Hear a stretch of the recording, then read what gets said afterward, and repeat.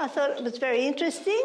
It's really supportive, because I feel when new people come, they feel isolated, and you have to be there to make them feel welcome. We were told this man was coming, right? We didn't know his name or anything. When he came, I just said to him, "How can I help you?" And that's how their friendship starts. And that's what friendship's about: connection, communication. Communication is a big thing to me. Why is it different from other tools? It's different because we've never had anything like it.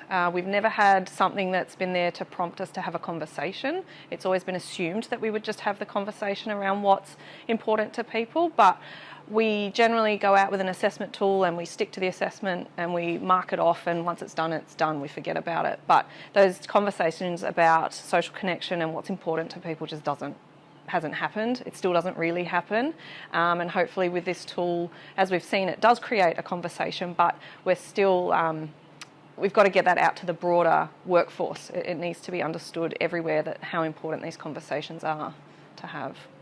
It's important, well, as the research says, like it's what people need to feel connected, and when people come into residential aged care, they are uprooted from what they know is their place of connection, their communities, what's important to them. They had it all around them, and then they come into a residential where it's a whole new space. And I think people forget that there's so many tasks to do in a day to get completed, and there's so little time to get that stuff done, that the conversations about social connection just get forgotten. Getting to know them and build that relationship and form a relationship doesn't always happen.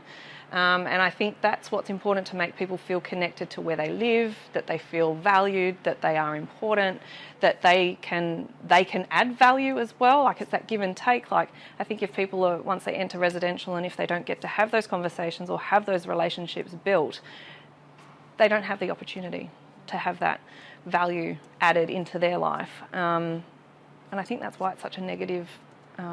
It's not seen as a glamorous thing to go into residential aged care. People want to avoid it, and all the people in community care that I talk to, they're doing everything they can to stay out, but then once you get in, there's sort of there's no way of building those social connections other than if you're one of those confident people that go out and say, yes, I'm here, I want to participate, get me involved. If you're someone that's a little more reserved and likes to stay in their room, how do we know that they're connecting? How are we having those conversations? We're probably not. So I think that's why it's so important, because it's what makes people feel valued and an individual. I think the social connections tool is really exciting. I think in our experience, we've typically had more of a checklist when residents come into the homes. And I think the tool is a way to really engage in a different, more meaningful, more productive and way, with better outcomes for the residents, and the staff like it as well.